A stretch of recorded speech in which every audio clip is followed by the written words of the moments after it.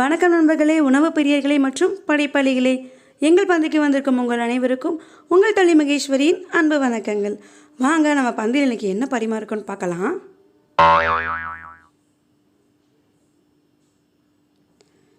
டடாங்! நம்ம பந்தியில் இன்னைக்கு ரொம்ப டேஸ்டான சொதி குழம்பு தான் பரிமாறியிருக்கோம்.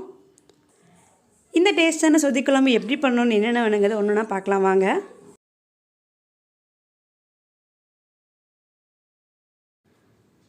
சொதி வைக்கிறதுக்கு ரொம்ப முக்கியமான பொருள் தேங்காய் தான். நல்ல முழு தேங்காய், 2 தேங்காய், 2லேருந்து 3 தேங்காய் துருவி வச்சுருக்கிறேன். இது ஒரு 4 பேர் சாப்பிடலாம் இந்த அளவு. அப்புறம் காய்கறி, கேரட், பீன்ஸ், உருளைக்கிழங்கு இது 3ம் சேர்த்து ஒரு 100 கிராம் வர அளவுக்கு எடுத்து வச்சுக்கோங்க. இந்த மாதிரி கட் பண்ணி வச்சுக்கோங்க. சொதிக்கு காரம்னு பார்த்தீங்கன்னா பச்சை மிளகா தான், அதனால் பச்சை மிளகா தான் அதிகமாக சேர்க்கணும்.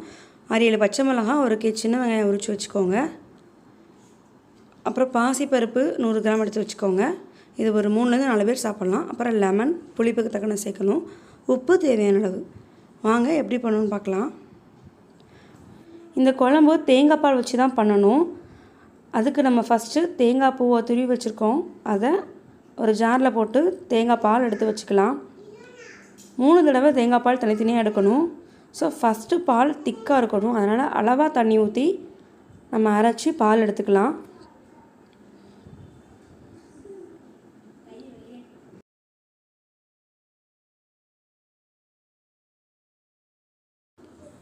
அரைச்சாச்சு. அதை நம்ம ஒரு தேங்காய் பால் அரிப்பில் போட்டு நம்ம தேங்காய் பால் அரைச்சி வச்சுக்கலாம். இந்த மாதிரி போட்டு தேங்காய் பால் நல்லா பிழிஞ்சு எடுத்துருங்க. பார்த்திங்கன்னா தெரியும் எவ்வளோ திக்காக இருக்குது ஃபஸ்ட்டு பால். இந்த மாதிரி ஃபஸ்ட்டு பால் நமக்கு திக்காக இருக்குது பார்த்திங்களா, இது தனியாக வச்சுக்கலாம். இப்போ செகண்ட் டைம் கொஞ்சம் தண்ணி ஊற்றி இன்னொரு தடவை பால் எடுக்கணும். நம்ம இதில் மறுபடியும் கொஞ்சம் தண்ணி ஊற்றி 2வது பால் எடுத்து வச்சுக்கலாம். அரைச்சாச்சு.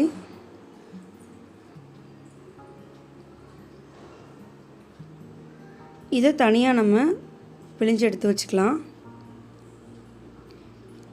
இந்த அளவுக்கு வந்திருக்கு 2வது பால்.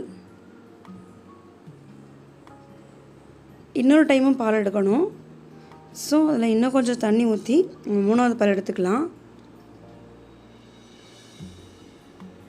3வது பால் கொஞ்சம் தண்ணியாக இருந்தால் பரவாயில்ல, அதில் தான் நம்ம காய்கறி வேக விட போகிறோம். அதனால் கொஞ்சம் தண்ணி ஊற்றி பால் எடுத்துக்கோங்க.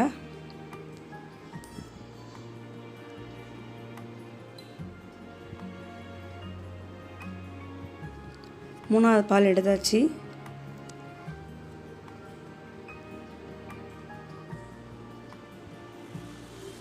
இந்த அளவுக்கு கிடச்சிருக்கு நமக்கு.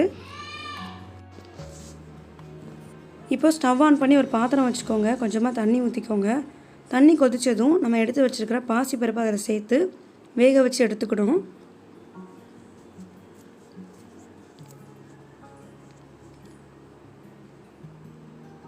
பாசிப்பருப்பு வேக வச்சிடலாம். பாசிப்பருப்பு நல்லா மலர வெந்துருச்சு. தனியாக நம்ம எடுத்து வச்சுக்கலாம்.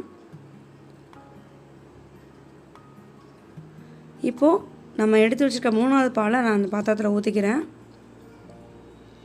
அதில் நம்ம கட் பண்ணி வச்சுருக்கிற காய்கறியை சேர்த்து வேக விட போகிறோம். ஸோ கேரட், பீன்ஸ், உருளைக்கிழங்கு அதில் சேர்த்து வேக வச்சிடலாம்.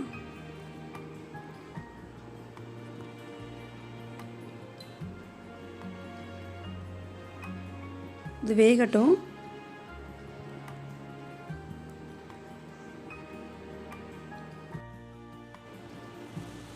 காய் வெந்துட்டுருக்கு. இந்த மாதிரி கிண்டி விட்டுருங்க.